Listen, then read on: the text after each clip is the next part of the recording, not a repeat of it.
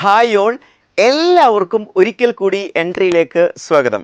അപ്പം ഞാൻ ഇന്ന് നിങ്ങളുടെ മുന്നിൽ വന്നിട്ടുള്ളത് RRB JEയുടെ എക്സാമുമായി ബന്ധപ്പെട്ട് ഒരുപാട് പേര് ചോദിച്ച കാര്യമാണ്, എങ്ങനെയാണ് നമുക്ക് എഫക്റ്റീവായിട്ട് RRB JE എക്സാമിന് വേണ്ടിയിട്ട് റിവൈസ് ചെയ്യാൻ പറ്റുക എന്നുള്ളത് അല്ലേ. അപ്പോൾ അതിൽ രണ്ട് തരത്തിലുള്ള റിവിഷൻ ഉണ്ട്. അതായത് പാസീവ് ആയിട്ടുള്ള റിവിഷനും ഉണ്ട്, ആക്റ്റീവ് ആയിട്ടുള്ള റിവിഷനും ഉണ്ട്. എന്താ ഇവ രണ്ടും തമ്മിലുള്ള വ്യത്യാസം എന്ന് ആലോചിച്ച് നോക്കാം.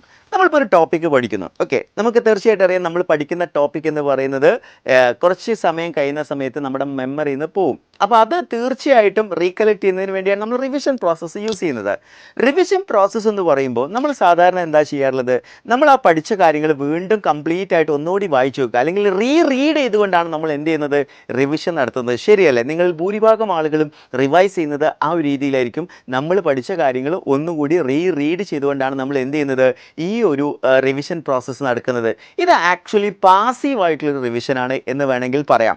അതായത് നമ്മൾ റിവിഷൻ ചെയ്തോന്ന് ചോദിച്ചാൽ റിവിഷൻ ചെയ്തു, എന്നാൽ അതിന് പൂർണ്ണമായിട്ടുള്ള ഒരു എഫക്റ്റീവ്നെസ് ഉണ്ടോ എന്ന് ചോദിച്ചു കഴിഞ്ഞാൽ ഇല്ല എന്ന് തന്നെ നമുക്ക് പറയേണ്ടി വരും. റീഡ് ചെയ്യുക എന്ന് പറയുന്ന സമയത്ത് അത് ഒരിക്കലും അത്രത്തോളം എഫക്റ്റീവ് അല്ല. ഇവിടെയാണ് ഞാൻ നിങ്ങൾക്ക് മുമ്പിൽ സജസ്റ്റ് ചെയ്യുന്നത് ആക്റ്റീവ് റിവിഷൻ്റെ പ്രാധാന്യം. എന്താണ് ആക്റ്റീവ് റിവിഷൻ? നമുക്ക് നോക്കിയേക്കാം. ആക്റ്റീവ് റിവിഷൻ എന്ന് പറഞ്ഞാൽ നമ്മളൊരു ടോപ്പിക്ക് പഠിച്ചു, നമ്മൾ ആ ടോപ്പിക്ക് പഠിച്ചതിന് ശേഷം നമ്മളത് റീഡ് ചെയ്യുന്നതിന് പകരം റീകളക്ട് ചെയ്തുകൊണ്ട് പഠിക്കാൻ ശ്രമിക്കുക. നമ്മളൊരു ദിവസത്തെ ക്ലാസ്സസ് നമ്മൾ അന്ന് രാത്രി തന്നെ നമ്മൾ റിവൈസ് ചെയ്യാൻ വേണ്ടി, സെയിം ഡേ റിവിഷന് വേണ്ടി നമുക്കൊരു കാര്യം ചെയ്യാം. നമ്മൾ എന്ത് ചെയ്യുക, അന്ന് പഠിച്ച കാര്യങ്ങളൊന്ന് മൈൻഡിൽ ആലോചിച്ചിട്ട് ഒരു പേപ്പറിലേക്ക് എഴുതിയെടുക്കുക. നിങ്ങൾ പഠിച്ച കാര്യങ്ങൾ, ഈ ഒരു ടോപ്പിക്ക് എടുത്തു, നമ്മൾ ആ ഒരു ടോപ്പിക്കിനെ ബേസ് ചെയ്തിട്ട് നമുക്കറിയാവുന്ന കാര്യങ്ങൾ മുഴുവനായിട്ട് എന്ത് ചെയ്യുക, ഒന്ന് റൈറ്റ് ചെയ്ത് നോക്കുക. നിങ്ങൾക്ക് തന്നെ സ്വന്തമായിട്ടൊന്ന് എഴുതി വെക്കുക എല്ലാ ടോപ്പിക്കും. അതായത് ആ രീതിയിൽ നമ്മൾ അവിടെ എന്ത് ചെയ്യുകയാണ്, നമ്മുടെ ബ്രെയിനിലേക്ക് ഈ പോയിന്റ്സുകൾ നമ്മൾ റീകളക്ട് ചെയ്യുന്ന സമയത്ത് അത് അവിടെ സ്റ്റോറായി കിടക്കുക, അതവിടെ പെർമനൻറ്റ് സ്റ്റോറേജ് ആയിട്ട് അവിടെ കിടക്കുന്നതായിട്ട് നമുക്ക് കാണാൻ സാധിക്കും.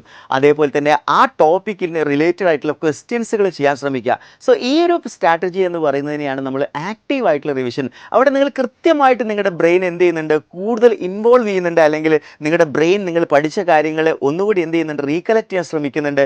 സോ ആ ഒരു റിവിഷനാണ് കുറച്ചുകൂടി സയൻറ്റിഫിക് ആയിട്ടുള്ള റിവിഷൻ മെത്തേഡ്.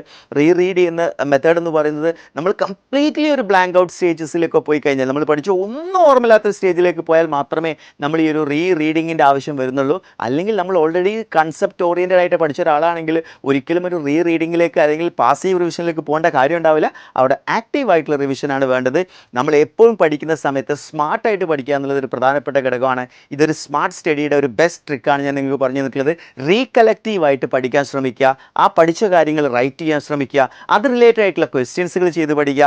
അവിടെ നിങ്ങൾ മുമ്പ് ചെയ്ത ക്വസ്റ്റ്യൻസിൽ മിസ്റ്റേക്സുകൾ ഉണ്ടെങ്കിൽ ആ മിസ്റ്റേക്സുകൾ ഒന്നുകൂടി റെക്ടിഫൈ ചെയ്യാൻ ശ്രമിക്കുക. തുടങ്ങിയ കാര്യങ്ങളൊക്കെയാണ് നിങ്ങൾ ആക്റ്റീവ് റിവിഷൻ്റെ ഭാഗമായിട്ട് ചെയ്യേണ്ടത്. സോ ഇത്തരത്തിലുള്ള എഫക്റ്റീവ് ആയിട്ടുള്ള സ്റ്റഡി ടിപ്സുകളും ഇൻഫോർമേറ്റീവ് ആയിട്ടുള്ള വീഡിയോസുകൾ ലഭിക്കുന്നതിന് വേണ്ടി, RRBയുടെ കൂടുതൽ ഇൻഫർമേഷൻ ലഭിക്കുന്നതിന് വേണ്ടിയിട്ട് നിങ്ങൾ എന്ത് ചെയ്യുക, ഈ ഒരു യൂട്യൂബ് ചാനൽ സബ്സ്ക്രൈബ് ചെയ്യുക. കൂടുതൽ ക്ലാസ്സുകൾ, കൂടുതൽ ഇൻഫോർമേറ്റീവ് ആയിട്ട് വീഡിയോസിൽ നമുക്ക് വീണ്ടും കാണാം. That's all for today. Thank you.